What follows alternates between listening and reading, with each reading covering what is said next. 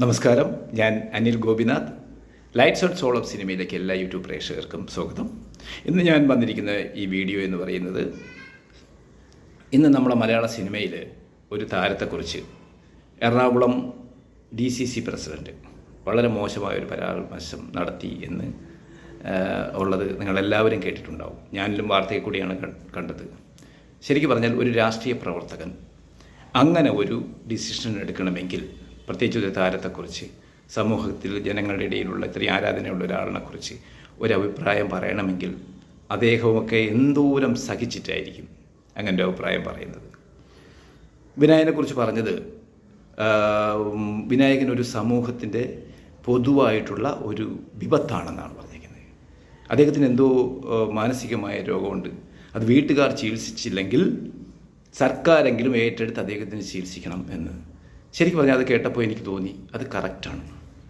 അത്രയ്ക്ക് ജനങ്ങൾ വേർതിരിക്കുകയാണ്. ജനങ്ങളുടെ സാധാരണക്കാർക്ക് വളരെ വെറുപ്പുണ്ടാക്കുന്ന രീതിയിലാണ് ഈ അടുത്ത കാലത്ത് കുറേ താരങ്ങൾ.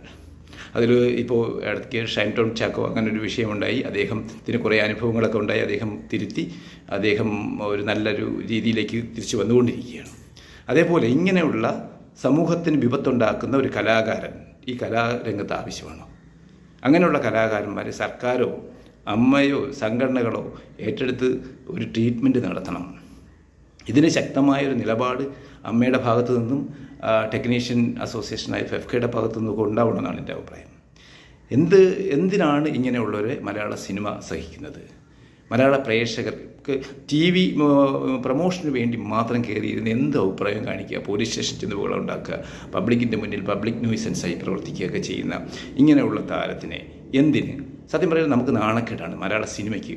ഒരു എറണാകുളം ജില്ലയുടെ DCC പ്രസിഡൻറ്റ് ഇങ്ങനൊരു അഭിപ്രായം പറയുക എന്ന് പറഞ്ഞാൽ അത് ഒരു പാർട്ടിക്കാരും എത്രയൊക്കെ ഉണ്ടെങ്കിലും ഒന്നും പറയില്ല. കാര്യം വെച്ചാൽ അവരുടെ പാർട്ടിയുടെ നിലനിൽപ്പ്, വോട്ട് അങ്ങനെയുള്ളത് നോക്കും.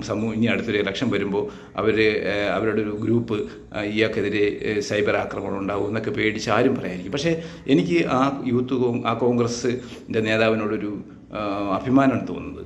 അതേപോലുള്ള നല്ല സമൂഹത്തിൽ നല്ല നിലയും വിലയുമുള്ള അഭിപ്രായങ്ങൾ പറയാൻ, എന്താണെങ്കിലും അഭിപ്രായം പറയാനുള്ള ആൾക്കാർ വേണം.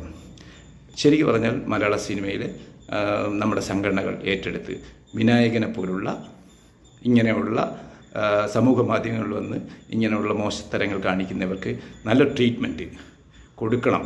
അത് അവരെ പറഞ്ഞ് മനസ്സിലാക്കുകയോ അല്ലെങ്കിൽ ട്രീറ്റ്മെൻറ്റ് ആവശ്യമാണെങ്കിൽ ട്രീറ്റ്മെൻറ്റ് കൊടുക്കുകയോ ചെയ്യണം. എന്നിട്ട് മാത്രമേ മലയാള സിനിമയിൽ സഹകരിപ്പിക്കൂ എന്ന് തീരുമാനിക്കണം. ഓക്കെ.